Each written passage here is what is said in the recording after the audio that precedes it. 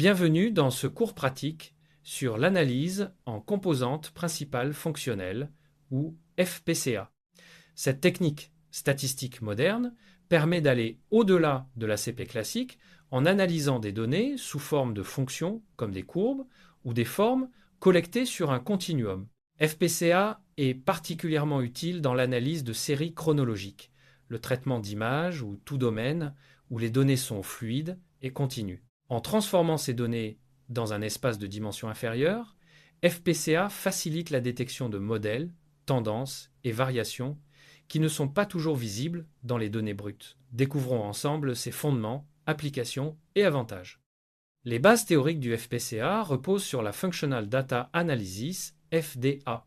Ici, les données sont représentées comme des fonctions aléatoires, souvent modélisées dans des espaces de Hilbert. L'objectif est d'identifier des fonctions de base orthogonales qui capturent la variabilité des données. Cela implique de résoudre un problème aux valeurs propres liées à l'opérateur de covariance des données fonctionnelles. Les fonctions propres obtenues deviennent les composantes principales fonctionnelles, tandis que les valeurs propres quantifient la part de variance expliquée par chaque composante. Ce cadre mathématique permet de résumer efficacement des ensembles de données complexes. FPCA trouve des applications dans de nombreux domaines. En biomédical, il permet d'analyser des courbes de croissance où chaque individu est modélisé comme une fonction du temps. En environnement, FPCA aide à étudier des variables mesurées en continu comme la température ou la pollution, facilitant la détection de schémas saisonniers et d'anomalies. En finance, il sert à analyser des séries temporelles telles que les prix des actifs ou les indicateurs économiques. Comprendre les structures fonctionnelles sous-jacentes améliore la prévision et la prise de décision. FPCA est donc un outil polyvalent pour l'analyse de données complexes. L'un des principaux avantages du FPCA est sa capacité à traiter des données fonctionnelles de grande dimension avec de nombreux points d'observation par individu. Il limite les problèmes liés au rapport défavorable entre le nombre de variables et la taille de l'échantillon, souvent rencontré en ACP classique. FPCA réalise une réduction de dimension en représentant les trajectoires individuelles dans un espace réduit, défini par un nombre restreint de composantes principales, choisies pour maximiser la variance expliquée. Cette approche conserve l'essentiel de l'information tout en facilitant la visualisation et l'interprétation des structures de dépendance complexes. FPCA est particulièrement adapté aux données observées sur des grilles irrégulières ou incomplètes. Elle permet d'estimer les fonctions sous-jacentes à partir de données discrètes et bruitées grâce à des méthodes de lissage. Cette capacité conduit à une reconstruction cohérente des trajectoires individuelles, même en présence d'observations partielles. L'introduction de contraintes de régularité, comme la continuité ou la douceur des trajectoires, améliore la précision statistique des estimations, produisant des fonctions propres et des scores principaux plus stables et moins sensibles au bruit d'observation. La mise en œuvre du FPCA commence par un pré-traitement des données. Les observations fonctionnelles sont préparées pour être exploitables, ce qui inclut le lissage des trajectoires afin de réduire le bruit de mesure et le centrage qui consiste à retirer la moyenne fonctionnelle pour analyser uniquement la variabilité autour du comportement moyen.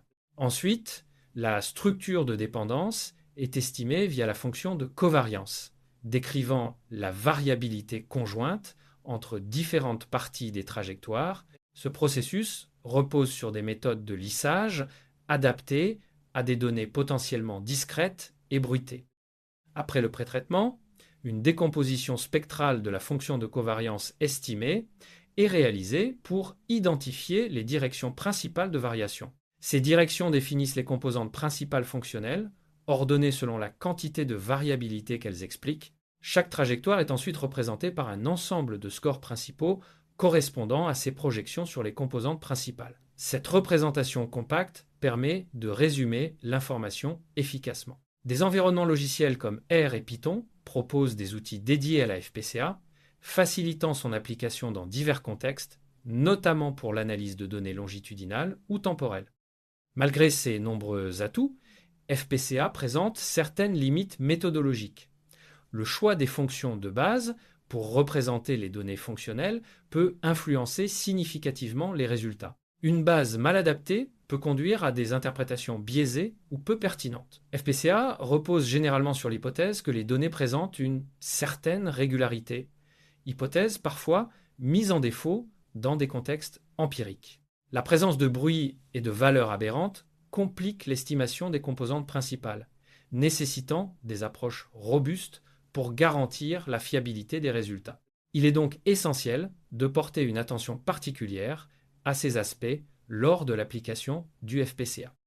FPCA se distingue de l'ACP traditionnel par plusieurs aspects. L'ACP classique traite des données sous forme de vecteurs de dimension finie, tandis que FPCA s'applique à des données fonctionnelles évoluant dans des espaces de dimension infinie.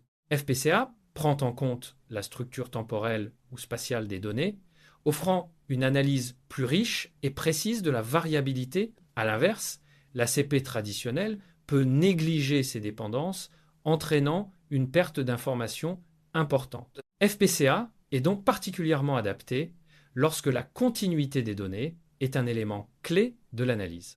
Le domaine du FPCA évolue rapidement, avec de nombreuses recherches visant à améliorer ses performances et à étendre ses applications. Une piste prometteuse est l'intégration du FPCA avec des méthodes d'apprentissage automatique permettant une modélisation plus flexible et performante des données fonctionnelles. Des travaux récents s'intéressent à son utilisation dans des contextes de grande dimension, notamment lorsque le nombre de fonctions dépasse le nombre d'observations. FPCA représente ainsi un outil à fort potentiel pour l'analyse de données complexes, avec des applications variées allant de la génomique aux sciences sociales. Dans ce cas pratique, nous appliquons FPCA à des données longitudinales réelles issues de l'ensemble Wedge. L'objectif est d'explorer l'évolution des salaires log en fonction des années d'expérience, chaque individu étant considéré comme une trajectoire fonctionnelle. Après une analyse exploratoire avec le package Bolgar, nous utilisons FDAPAS pour estimer la fonction moyenne, la structure de covariance et extraire les principales composantes fonctionnelles. Cette approche permet de résumer la variabilité des trajectoires individuelles et de réduire la dimension des données, même dans un contexte de données irrégulières et peu denses. Pour débuter l'analyse, il est nécessaire de charger les packages R adaptés, Bolgar, FDAPAS, Tdiverse, Plotly et GTA Summary. Ensuite, on importe le jeu de données Wage, qui contient 6400, 2 lignes et 9 colonnes. Cette base de données offre une structure riche pour l'analyse, permettant d'explorer les salaires en fonction de l'expérience et d'autres variables. L'affichage des dimensions du jeu de données permet de vérifier la taille et la structure avant de poursuivre l'analyse. L'affichage des 6 premières lignes du jeu de données permet de se familiariser avec sa structure. On observe les variables ID, LN, Wage, XP, GED, XP, Since, GED et Black. Chaque ligne correspond à un individu, avec ses logs salaires, années d'expérience et autres caractéristiques. Cette étape est essentielle pour vérifier la cohérence des données et préparer leur transformation en vue de l'analyse fonctionnelle. Les statistiques descriptives du jeu de données sont obtenues grâce à TBL, Summary. On observe les caractéristiques principales, nombre d'individus, distribution des logs salaires, années d'expérience, proportion de GED et de personnes noires. Ces statistiques permettent de mieux comprendre la structure des données et d'identifier les tendances générales avant d'appliquer FPCA. Pour faciliter l'analyse, les données sont transformées en une structure cible. Cette transformation permet d'utiliser des fonctions pratiques du package Bolgar, notamment pour l'échantillonnage et le comptage du nombre d'observations par individu. Le cible est une structure adaptée à l'analyse de séries temporelles, essentielle pour la FPCA. Le comptage du nombre d'observations par individu révèle que le minimum est de 1 et le maximum de 13. Cette information est importante pour comprendre la densité des données et préparer la sélection des individus pour l'analyse. La moyenne et la médiane du nombre d'observations permettent d'évaluer la représentativité des trajectoires individuelles. Pour une analyse plus pertinente, on filtre les individus ayant plus de 3 observations. Cela permet de créer une nouvelle base de données, MyData, qui contient uniquement les trajectoires suffisamment renseignées. L'affichage des dimensions de cette base confirme sa taille et sa structure, prête pour l'analyse fonctionnelle.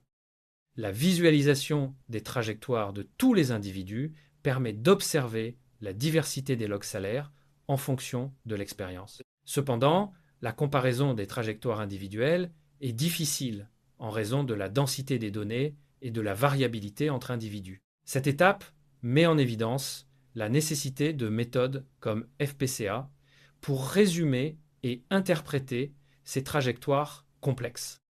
Pour faciliter la comparaison, on sélectionne les 5 individus ayant les logs salaires horaires moyens les plus élevés. Cette sélection permet de visualiser leur trajectoire de manière plus claire et de comparer les évolutions individuelles. L'analyse de ces trajectoires met en évidence les différences de progression salariale selon l'expérience.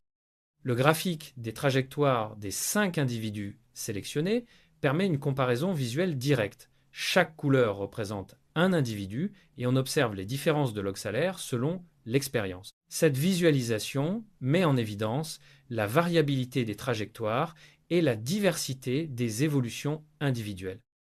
Dans ce graphique, il est facile de comparer les trajectoires des 5 individus ayant les logs salaires horaires moyens les plus élevés. On observe des différences marquées dans la progression salariale, illustrant l'intérêt de FPCA pour résumer et analyser ces évolutions. Cette étape prépare l'analyse des modes de variation et des composantes principales. Pour approfondir l'analyse, on sélectionne aléatoirement 10 individus et on visualise leur trajectoire. Cette approche permet d'observer la diversité des évolutions salariales et de mettre en évidence la variabilité entre individus. La fixation de la graine de reproductibilité assure la cohérence des résultats lors de l'analyse. Le graphique des 10 trajectoires aléatoires illustre la variabilité des logs salaires selon l'expérience. Chaque couleur représente un individu et on observe des différences marquées dans les évolutions. Cette visualisation met en évidence la complexité des données et la nécessité de méthodes comme FPCA pour en extraire des tendances générales.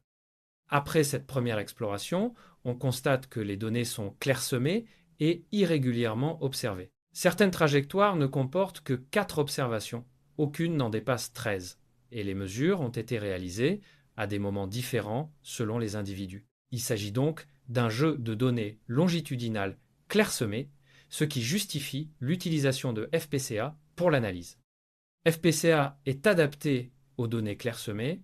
Son application repose sur 2 variables quantitatives, le log salaire horaire et les années d'expérience qui doivent être mises sous forme de liste. Avec le package FDAPAS, il s'agit de restructurer les données en stockant, pour chaque individu, ces 2 variables dans des colonnes distinctes d'un table avec une ligne par identifiant. Cette préparation est essentielle pour l'application correcte de FPCA. La structuration finale consiste à sélectionner les variables utiles et à convertir les données en tables. On extrait les identifiants uniques et on regroupe les observations par individu dans des listes pour les logs salaires et l'expérience. Le table final, MyData, FPCA, est prêt pour l'application de FPCA, avec une ligne par individu et 2 colonnes de liste. Un aperçu rapide de la structure de MyData, FPCA, montre qu'il contient 764 lignes et 3 colonnes, ID, Wage et Exp. Chaque colonne Wage et Exp est une liste des valeurs pour chaque individu. Cette organisation est idéale pour l'application de FPCA, qui nécessite des données structurées par individu et par variable. La fonction FPCA permet de calculer les composantes principales fonctionnelles à partir des colonnes de liste log salaire et expérience. Le paramètre datatype égale sparse indique que les données sont clairsemées. Error égale false suppose l'absence d'erreur de mesure et le noyau épand est utilisé pour lisser les données. Le résultat est stocké dans FPCA, Wage, prêt pour l'analyse graphique et l'interprétation. La méthode plot appliquée à l'objet FPCA fournit un résumé visuel des résultats. Le design plot montre la densité des données sur l'intervalle d'observation.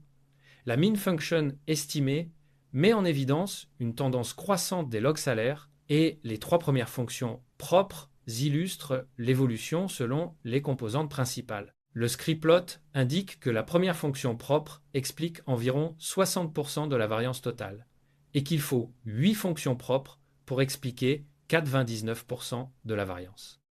L'interprétation des graphiques FPCA montre que les données sont assez denses, sauf en fin de période. La fonction moyenne estimée révèle une légère baisse initiale des logs salaires, suivie d'une tendance croissante, puis une chute en fin de période. Les trois premières fonctions propres illustrent l'évolution des logs salaires selon les composantes principales. Le scriptplot indique que la première fonction propre explique 60% de la variance, 8 fonctions propres expliquent 99%, la variable de temps est notée S dans les graphiques. Les pourcentages cumulés de variance expliquée montrent que la première fonction propre explique 59, 1% de la variance totale, les deux premières en expliquent 73, 9%, et les trois premières 80, 6%. Cette information est essentielle pour choisir le nombre de composantes principales à retenir lors de la modélisation et de l'analyse. Les trajectoires estimées pour les identifiants 31 et 36 sont visualisées grâce à la fonction createPathPlot. On observe l'évolution des logs salaires pour ces individus, illustrant la capacité de FPCA à reconstruire des trajectoires individuelles à partir des données. Cette étape permet de vérifier la cohérence des estimations et d'analyser les différences entre individus. La visualisation des trajectoires estimées pour les identifiants 31, 36 et 53 avec la fonction moyenne permet d'analyser les écarts par rapport à la tendance générale. On observe les différences individuelles et la capacité de FPCA à résumer l'information tout en conservant la variabilité entre individus. L'analyse d'un individu supplémentaire montre que les résultats peuvent être trompeurs. Pour l'individu 53, la courbe verte après 1,77 années est une extrapolation de l'algorithme, car les données n'existent que durant les 2 premières années. Cette observation souligne l'importance de la densité des données pour la fiabilité des estimations FPCA. L'intérêt de FPCA est d'estimer la fonction moyenne et la structure de covariance à partir de l'ensemble des données et non de prédire des trajectoires individuelles. La surface de covariance peut être visualisée en 3D, permettant de mieux comprendre la structure de la covariance estimée. Cette visualisation aide à interpréter la dépendance entre différentes parties des trajectoires. La surface de covariance est extraite à partir des données FPCA, puis visualisée en 3D avec Plotly. Cette représentation permet de voir la structure de la covariance sur la grille de temps, facilitant l'interprétation des dépendances entre différentes périodes d'observation. La rotation du graphique offre une perspective complète sur la structure estimée. Le graphique de covariance montre les valeurs de covariance selon le temps. On observe des variations de covariance entre différentes périodes, illustrant la dépendance entre les logs salaires à différents moments d'expérience. Cette information est essentielle pour comprendre la structure des données et leur variabilité. Les modes de variation des fonctions propres sont visualisés grâce à createMode of varPlot. Ces modes illustrent les fluctuations des données autour de la fonction moyenne selon les 2 premières composantes principales fonctionnelles. La courbe rouge représente la fonction moyenne. Les zones grises montrent les déformations induites par les premières fonctions propres. Le graphique des modes de variation montre que les individus présentent des salaires de départ proches, puis leur trajectoire se différencie progressivement. La variabilité devient plus marquée au fil du temps, avec un maximum autour de la 8e année, avant une tendance à la convergence en fin de période. Ces modes de variation sont essentiels pour comprendre la dynamique des trajectoires individuelles. Si l'on retient les 3 premières fonctions propres, qui expliquent 86% de la variance totale, on peut extraire la base des scores individuels issus de FPCA. Ces scores sont exploitables pour la modélisation et permettent de résumer chaque trajectoire individuelle par 3 valeurs principales, facilitant l'analyse statistique et la prédiction. L'affichage des scores individuels issus de FPCA montre les valeurs pour les 3 premières composantes principales et l'identifiant de chaque individu. Ces scores sont utilisés pour des analyses ultérieures, comme la classification ou la prédiction, et permettent de résumer la trajectoire de chaque individu de façon compacte et efficace. En conclusion, FPCA est une méthode puissante pour l'analyse de données fonctionnelles, permettant de résumer, visualiser et interpréter des trajectoires complexes. Elle offre des avantages majeurs dans la réduction de dimensions, la reconstruction de trajectoires et l'analyse de la variabilité. Son application pratique avec R et FDAPAS montre son efficacité même sur des données clairsemées et irrégulières. Merci pour votre attention et votre intérêt pour l'analyse fonctionnelle en composantes principales. Merci pour votre attention. Ce cours pratique sur FPCA vous a permis de découvrir les fondements, applications, avantages et défis de cette méthode innovante. N'hésitez pas à approfondir vos connaissances et à explorer les nombreuses possibilités offertes par l'analyse fonctionnelle en composantes principales.